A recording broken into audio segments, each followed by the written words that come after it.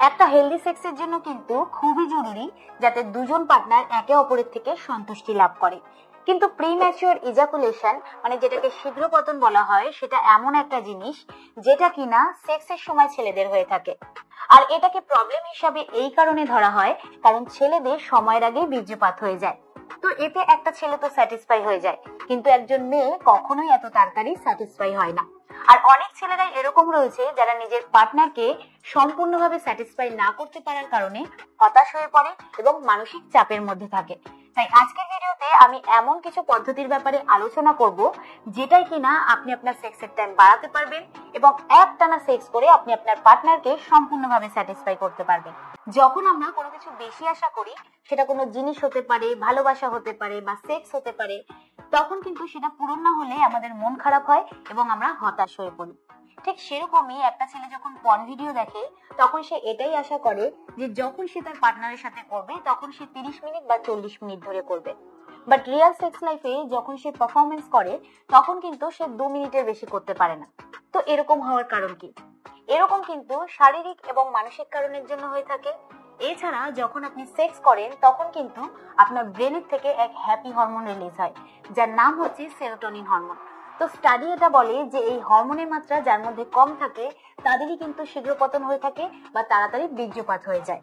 তো এবার প্রশ্ন হচ্ছে, এই যে শীঘ্র পতনের মতন সমস্যা রয়েছে তার থেকে কি বাইরে বেরিয়ে আসা সম্ভব? এটা কি ঠিক করা সম্ভব? দেখুন, যদি আপনি চান তাহলে কিন্তু অবশ্যই আপনি এর থেকে বাইরে বেরিয়ে আসতে পারবেন এবং আপনি আপনার সেক্সের টাইমও বাড়াতে পারবেন। যেরকম হচ্ছে, ভালো সেক্সের জন্য সবার প্রথমে আপনাকে যেটা করতে হবে সেটা হচ্ছে প্রতিদিন আপনাকে ভালো ডায়েট করতে হবে, সঙ্গে কেগেল এক্সারসাইজ করতে হবে। এই দুটোই কিন্তু খুব ইম্পর্টেন্ট। এই দুটো যদি আপনি ঠিক করে না করেন তাহলে কিন্তু কিছুই হবে না, যতই আপনি টেকনিক ব্যবহার করুন না কেন, যতই আপনি ওষুধ খান না কেন। তো এই কেগেল এক্সারসাইজকে কিন্তু আমরা অনেকেই আন্ডার এস্টিমেট করে থাকি, কিন্তু এই কেগেল এক্সারসাইজ এমন একটা এক্সারসাইজ যেটা কিনা আপনার যে পেলভিক ফ্লোরের মাসেল রয়েছে, মানে লিঙ্গের আশেপাশের যে মাসেল গুলো রয়েছে সেগুলোকে পেলভিক ফ্লোর মাসেল বলা হয়। তো সেই মাসেল গুলোকে স্ট্রং করে, তার স্ট্রেংথ বাড়ায়। এতে কিন্তু আপনার যে বীর্য রয়েছে সেই বীর্যটাকে হোল্ড করে রাখতে সাহায্য করে। এবং দ্বিতীয় হচ্ছে, 2019-এ একটা স্টাডিতে জানা গেছে যে যে সমস্ত ছেলেদের খুব তাড়াতাড়ি ডিসচার্জ হয়ে যায় তাদের কিন্তু রক্তে জিঙ্ক এবং ম্যাগনেসিয়ামের কমতির কারণে এরকম হয়ে থাকে। আবার অনেক সময় এরকমও দেখা গেছে যে যাদের রক্তে জিঙ্ক এবং ম্যাগনেসিয়ামের কমতি রয়েছে তাদের কিন্তু স্পামের কোয়ালিটি এবং কোয়ান্টিটি এই দুটোই কম হয়ে যায়। তো এরকম অবস্থাতে আপনাকে প্রচুর পরিমাণে সবুজ শাকসবজি খেতে হবে, ড্রাই ফ্রুটস খেতে হবে এবং পামকিন সিড খেতে হবে। পামকিন সিড মানে হচ্ছে কুমড়োর দানা বা বীজ। তো যদি আপনি জিঙ্ক এবং ম্যাগনেসিয়াম সাপ্লিমেন্টের মাধ্যমে নিতে চান তাহলেও কিন্তু সেটা নিতে পারেন, কিন্তু সেটা ডাক্তারের পরামর্শ নিয়ে তারপরেই নেবেন। আর 3 নম্বর হচ্ছে, যদি আপনি তাড়াহুড়োর মধ্যে থাকেন তাহলে কিন্তু একদমই সেক্সের প্ল্যানিং করবেন না, কারণ তাড়াহুড়োতে কখনোই ভালো সেক্স হয় না। এর জন্য আপনাকে নিজেকে সময় দিতে হবে এবং ভ্যাজাইনাল সেক্সের থেকে কিন্তু ফোরপ্লেতে বেশি ফোকাস করতে হবে। এতে কিন্তু আপনার পার্টনার পুরোপুরি ভাবে উত্তেজিত হতে পারবে, কারণ ছেলেদের তুলনায় মেয়েদের উত্তেজিত হতে অনেক বেশি সময় লাগে।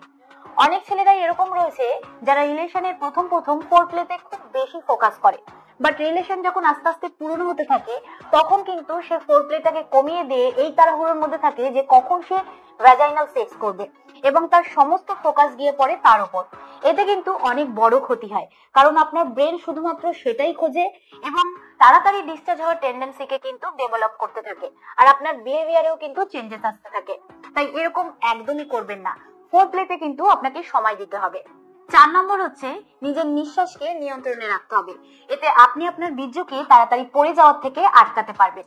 তো যদি আপনি ধীরে ধীরে এবং গভীরভাবে নিঃশ্বাস নেন তাহলে কিন্তু আপনার উত্তেজনা নিয়ন্ত্রণে থাকবে এবং অনেকক্ষণ ধরে আপনি সেক্সের মজা নিতে পারবেন।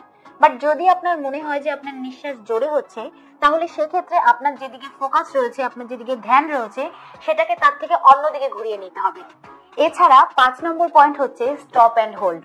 এতে আপনাকে যেটা করতে হবে সেটা হচ্ছে, যখন আপনি পেনেট্রেটিভ সেক্স করবেন তখন আপনার লিঙ্গ ভ্যাজাইনাতে কয়েকবার প্রবেশ করানোর পর যদি আপনার অনুভব হয় যে আর 1-2 বার প্রবেশ করালেই আপনার বীর্যপাত হয়ে যাবে, তাহলে কিন্তু সাথে সাথে আপনার লিঙ্গটাকে বাইরে বের করে নিতে হবে এবং কিছুক্ষণের জন্য আপনাকে পেনেট্রেটিভ সেক্স বন্ধ রেখে ফোরপ্লে করতে হবে।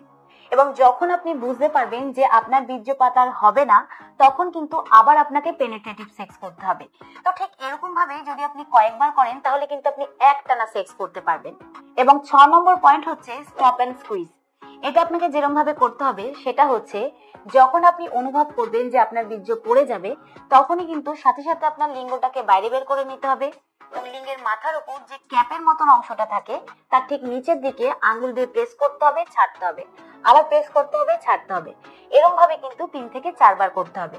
তো এটা আপনি নিজেও করতে পারেন বা আপনি আপনার পার্টনারকে দিয়েও করাতে পারেন, কিন্তু কখনোই জোরে প্রেসার দিবেন না।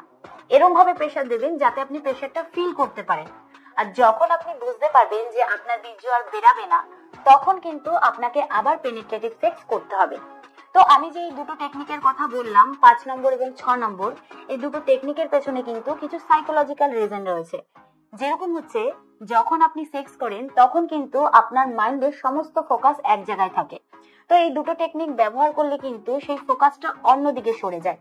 তা বলে এরকম ভাববেন না যে এতে আপনার লিঙ্গে কোনো রকম প্রবলেম হতে পারে বা সেক্সে কোনো রকম প্রবলেম হতে পারে।